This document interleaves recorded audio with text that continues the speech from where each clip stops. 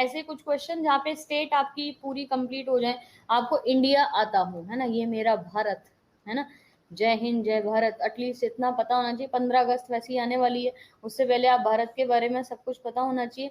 रांची, है ना, झारखंड कैपिटल रांची, हेमंत सोरेन शिबू सोरेन के बेटे।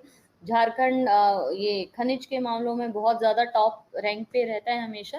तो लिस्ट जो दी है उसको एक बार पढ़ लीजिएगा। 7 बजे वाली क्लास की पीडीएफ आज की बहुत बहुत बहुत ज्यादा जरूरी है, ठीक है, उसको पढ़ना है।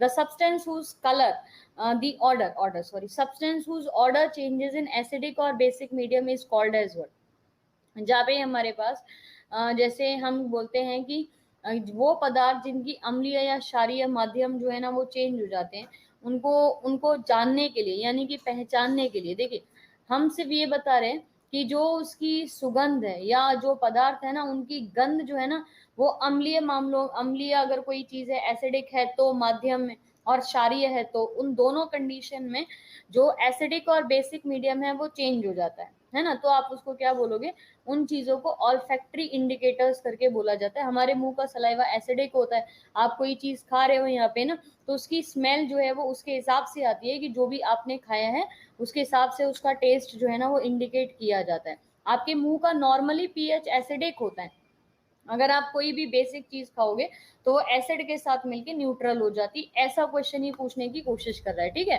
ट्रांसपिरेशन टेक्स प्लेस थ्रू, पौधों के अंदर जो ट्रांसपिरेशन होती है वो कैसे होती है बताइए। और प्लांट्स में ना इससे ज्यादा मुश्किल क्वेश्चन आएंगे नहीं, और मेरे ख्याल ये आप आराम से आंसर कर सकते हो। मैं आपको पूरा डिटेल ना भी पढ़ाऊं तो भी आप आंसर कर ही सकते हो ना। वाष्पोत्सर्जन, ट्रांसपिरेशन और फोटोसिंथेसिस भी लिखा रहे तो भी आंसर आपका सेम ही रहेगा। फोटोसिंथेसिस और ट्रांसपिरेशन दोनों किसके माध्यम से होती है, तो स्टोमेटा, याद रखिए, रंध्र जो होते हैं या छिद्र जिसे बोला जाता है, स्टोमेटास के माध्यम से।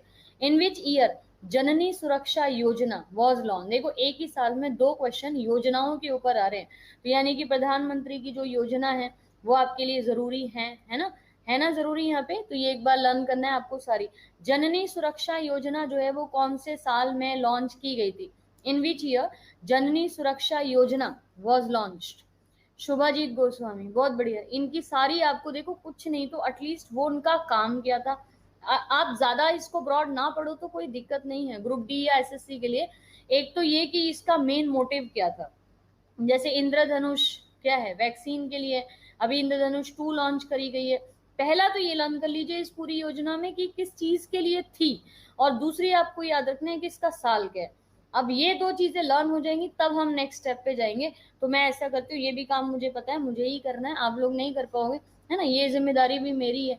मैं आपको सारी की सारी योजनाएं जो है वो लिख के देती हूँ, और मैं ज्यादा पूरा लिख के नहीं दूंगी, मैं सिर्फ ये 2 पॉइंट्स लिख के दूंगी। जब आप ये कर लोगे ना फिर मैं आपके नेक्स्ट स्टेप पे पूरी की पूरी दूंगी। डन है, बढ़िया है ना, कोई टेंशन यहाँ पे। ये करके देना पड़ेगा, ये बहुत इंपॉर्टेंट है, ये रेलवे और ग्रुप डी दोनों ही पूछते हैं। नेम दी, बस बस मैं दे दूंगी, कोई दिक्कत नहीं है, बस बस बस इतना बहुत है ना।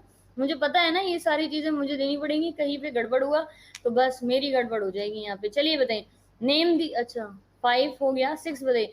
Name the shuttler who represent, मैं अपनी तरफ से ना 1 सेंट की भी कमी छोड़ना नहीं चाहती, और आपसे ये बोलती हूँ कि जितनी मेहनत मैं करती हूँ ना उसकी आप एटलीस्ट 50-60% भी करेंगे ना तो भी बढ़िया जाएंगे, है ना। तो एक बार जितना मैं बोलती हूँ सिर्फ उतना करते जाइए। स्टैटिक जी के शानदार निकलेगी एग्जाम में, अभी कोई एग्जाम होने तो दीजिए, तब आपको वास्तविकता पता चलेगी कि एग्जैक्टली क्या चीजें पढ़ाई जा रही थी और कितनी आ रही है ना।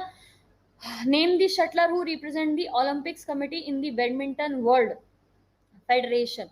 तो बैडमिंटन में इंडिया की तरफ से कौन रिप्रेजेंट करता है यहाँ पे बताइए।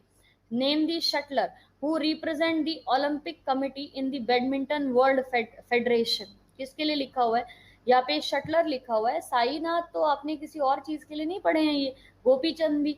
साइना नेहवाल करके याद रखिए। ओलंपिक कमेटी में बैडमिंटन वर्ल्ड फेडरेशन की साइना नेहवाल जो है वो रिप्रेजेंट यहाँ पे करती है।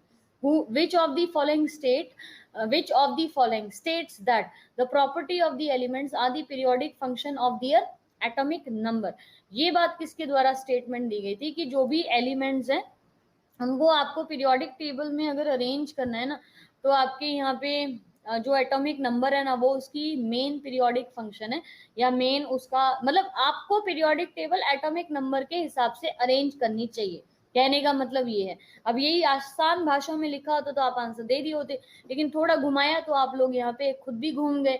पीरियोडिक टेबल की जो अरेंजमेंट होती है एलिमेंट्स की, वो पीरियोडिक फंक्शन एटॉमिक नंबर के हिसाब से अरेंज करना, ये पहली बार मॉडर्न पीरियोडिक टेबल में हेनरी मोजले के द्वारा किया गया था। और उन्होंने ही बोला था कि एटॉमिक मास से ज्यादा ना एटॉमिक नंबर इंपॉर्टेंट होता है। ठीक है, तो 20 का आंसर करिए, ये तो इजी क्वेश्चन है, इजी क्वेश्चन गलत नहीं करिए।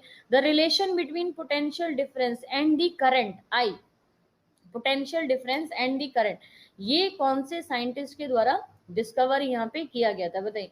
संभावित या विभवांतर अंतर या विभवांतर और करंट के बीच संबंध की जो खोज थी वो किसके द्वारा की गई थी। जब हम बोलते हैं V is directly proportional to I, लेकिन डायरेक्ट का साइन आपको हटाना पड़ेगा और आपको लिखना पड़ेगा V is equal to R into I। ये स्टेटमेंट साइमन ओम्स के द्वारा दी गई थी, यानी कि डी जो है ना वो आपका correct answer. A car while moving is facing a wind from the opposite direction. The work done by the wind on the car will be, अगर कार जो है वो एक डायरेक्शन में जा रही है, उसके अपोजिट उस पे जो हवा है वो लग रही है, यहाँ पे हवाएं हैं, तो वर्क विंड क्या काम कर रही है, इन्फिनिटी, कोई फर्क नहीं डाल रही है, जीरो, पॉजिटिव या नेगेटिव, जीरो, कोई फर्क नहीं डालेगी। आप स्कूटी चलाइए जरा तेज हवा में, ऐसे स्कूटी लहराएगी ना, बिल्कुल लहरा के सामने से स्कूटी आ रही होगी, ऐसे लहरा के वो सामने आ गई। ये वाला कॉन्सेप्ट अप्लाई होता है ना। विंड की स्पीड डेफिनेटली फर्क डालती है गाड़ियों की स्पीड के ऊपर। पहाड़ों में गाड़ी चलाना इसीलिए तो मुश्किल होता है क्योंकि विंड या प्रेशर जो है वो कभी भी चेंज होते रहता है। तो नेगेटिव करके याद रखिए, क्योंकि हवाएं जो है वो गाड़ियों की गति को स्लो कर देती हैं, रोक देती हैं, तो यहाँ पे नेगेटिव होगा ना। इसमें कहाँ दिक्कत आ रही है, क्यों आंसर जीरो लिख रहे हो।